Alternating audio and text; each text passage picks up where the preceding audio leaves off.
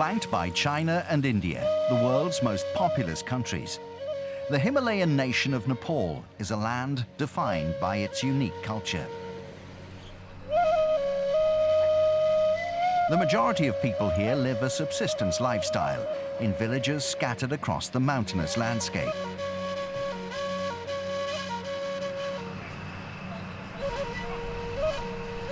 However, with increasing numbers of young Nepalese people moving to the nation's towns and cities, many aspects of the traditional way of life are fading fast.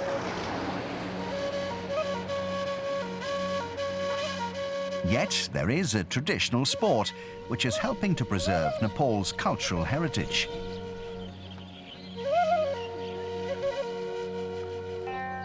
This is Dandi Biyo. It's played with a stick and a wooden pin and has certain similarities to cricket. Kesav Gautam is a member of Nepal's Sports Council and one of the country's top Dandi Biyo officials. Dandi Biyo has been played in Nepal for many years, and it's firmly ingrained in our culture. The game used to be played at all of our important festivals. It was also played as a way of celebrating a good harvest. Obviously, things in Nepal are slightly different today, but it's important that this traditional Nepalese game lives on. In Nepal, Dandi Biyo remains very much a rural game, and you'll often see people playing it on an unused football or cricket pitch. The sport is played by two teams of 7. One team fields, while the other tries to score as many points as possible.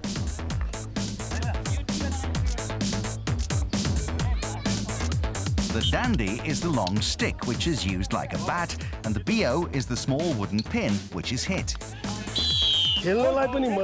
This is a great sport, and it's a lot of fun to play.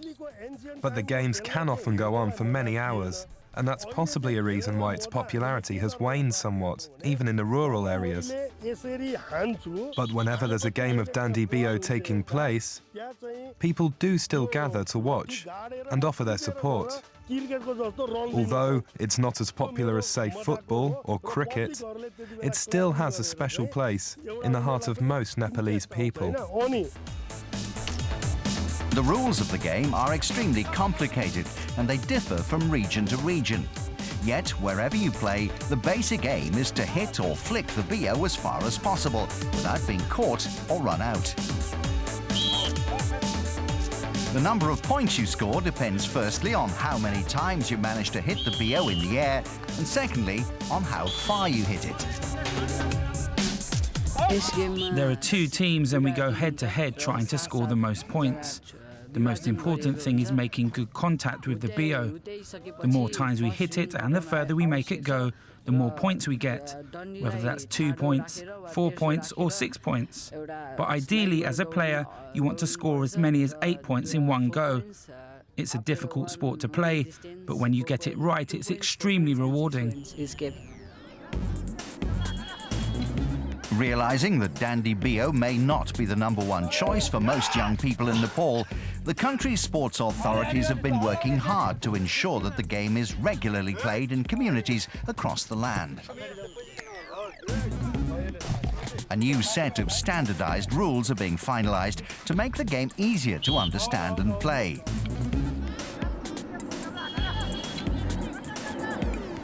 One of the biggest innovations is making each innings last a maximum of 20 minutes.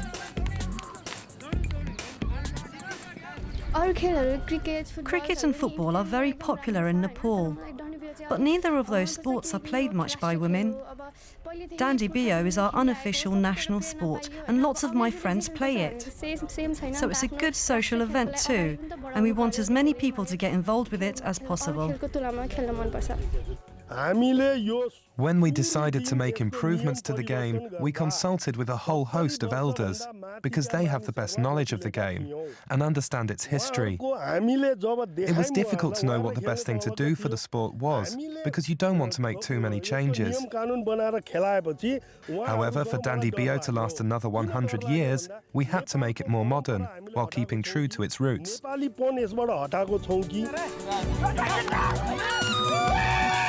Although Dandi Biyo is uniquely Nepalese, similar games are played throughout India, Pakistan and Bangladesh. The rules of the game differ from country to country.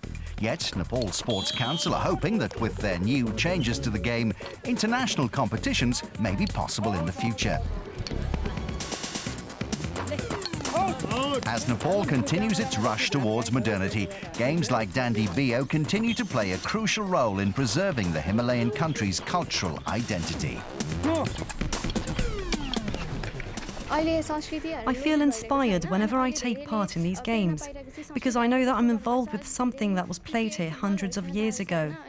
I'm becoming part of history, and I love that thought. Forget football and cricket. I think that when the younger generation plays Dandi Biyo, they're showing a huge amount of respect for our forefathers and our culture.